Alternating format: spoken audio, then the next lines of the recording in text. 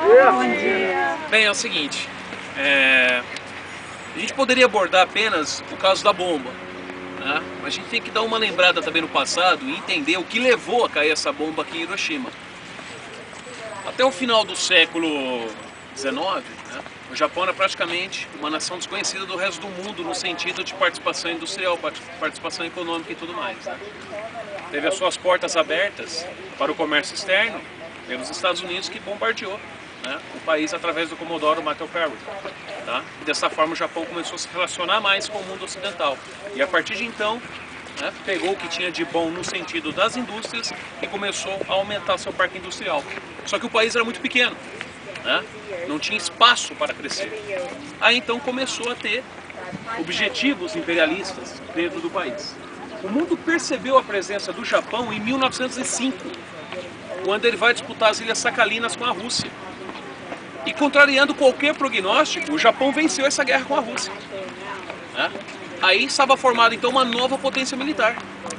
E o Japão, em sua história, em mais de 1000 anos, ele nunca tinha perdido uma guerra, tá? Era necessário agora o que para o Japão? Expandir, né, a sua área territorial, tá?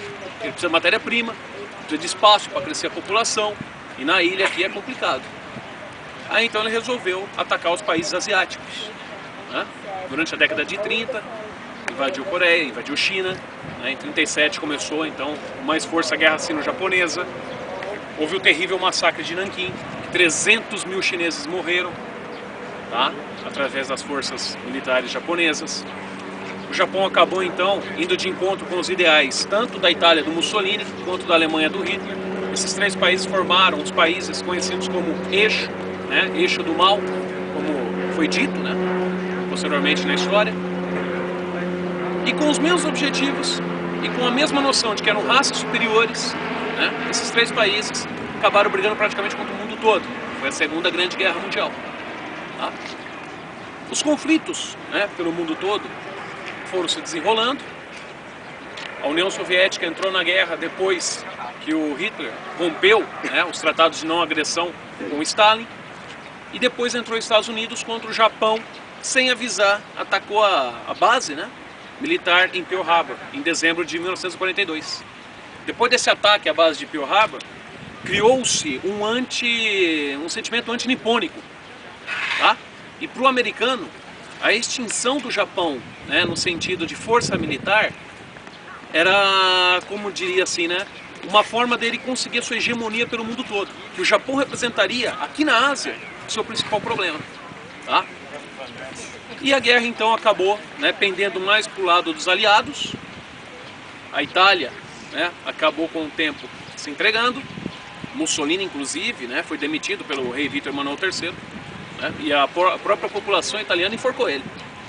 Hitler, nós sabemos o destino dele, né, as tropas aliadas, combinadas com os soviéticos, com os franceses, ingleses, americanos, a partir do dia D, Operação Overlord, iniciaram então a busca a Hitler, e só sobrou o Japão. E o Japão não se entregava, né? O espírito nipônico, guerreiro, daquela nação que nunca tinha perdido uma batalha, né, não queria se entregar de forma alguma. E os japoneses acreditavam que o imperador era divino. Então, por essa divindade, né, dele ser descendente do sol, inclusive, como eles dizem, seria impossível o Japão perder, né, a guerra. Então eles lutavam com extremo fanatismo. Aí era difícil. O japonês se matava pelo imperador. Tanto é que no final o Japão estava com as suas forças esgotadas. Seus aviões decolavam às vezes sem bombas e sem combustível de retorno, os famosos kamikazes. Se jogavam nos navios, né, em outros alvos, tudo em nome da pátria. Então estava difícil você conseguir acabar com o Japão nesse sentido. E uma invasão ao Japão, segundo os americanos, custaria milhões de vidas japonesas e dos seus soldados. E aí o presidente, né, Henry Truman dos Estados Unidos, que tinha pego, né, o comando do país que vinha, né, do presidente Roosevelt, Franklin Delano Roosevelt, bem próximo do fim da guerra, já tinha o projeto da bomba atômica praticamente concluído, e do momento que estava pronto, ele avisou ao Japão que tinha uma arma de destruição em massa e queria usar caso o Japão não se rendesse. O alto comando de guerra do Japão não se entregou, não se rendeu aos avisos, e infelizmente no dia 6 de agosto de 1945, né, pontualmente às 8h15 da manhã, o piloto Paul Tibbets, né, sobrevoou o céu do Japão com o bombardeiro, né? B-29, o Enola Gay, batizado em homenagem à sua mãe, né? Enola Gay lá nos Estados Unidos seria gay, seria alegre, né? Então ele colocou o nome da sua mãe no avião, inclusive. Na sua equipe também estava o William Parsons, foi o homem que armou a bomba. Inclusive ele treinou a noite toda, né, para armar a bomba. Ele tinha medo de decolar com ela armada, o avião não conseguia decolar porque era muito pesada, explodir na pista, tá? E aí jogaram a bomba aqui sobre o Japão. O efeito da bomba nuclear foi tão impressionante que logo no impacto mais de 100 mil pessoas morreram. Tá? Ela explodiu a 500 metros do solo, logo à direita da cúpula, né, que era a antiga sede do comércio, né, de impacto, se não me engano o nome em japonês. Tá? Um pouco à direita, coisa de 100 metros à direita, você vai entrar numa ruazinha ali, uma ruazinha morta, né, quase. Aí você vai ver o monumento que está ali, né, dizendo que ali foi o epicentro da bomba. Posteriormente, né, com os efeitos da radiação e tudo mais, cerca de 248 mil pessoas morreram. Tá? E quem morreu depois foram as piores vítimas, por causa das queimaduras terríveis, da radiação. Tá?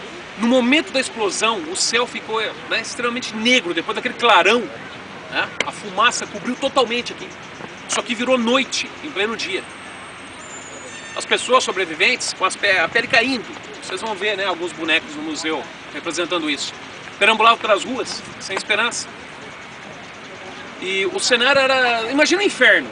Era isso que virou isso aqui. Onde vocês estão agora, aqui sentados, tínhamos centenas de milhares de pessoas carbonizadas, mortas. Eram corpos e mais corpos. E os que estavam vivos pareciam um filme de terror. Muitas pessoas, os vidros, penetravam na pele das pessoas, né? Com a explosão, né? Foi muito forte. Os que sobreviveram acabaram se machucando muito, se ferindo muito. Tá? Inclusive as pessoas de Hiroshima hoje sofrem um certo preconceito, né? Por causa de serem os herdeiros da radioatividade, aquela coisa toda. O solo não ficou impregnado, a bomba explodiu, né, no ar. Então isso livrou, né, da região toda aqui ficar impregnado de radioatividade.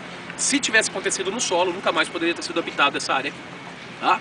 Então a cidade se reconstruiu, as vidas não. Tá? Então uma agressão não justifica com outra. Um ato covarde não justifica com outro ato covarde. Tá? Então isso que tem que ficar bem claro aqui.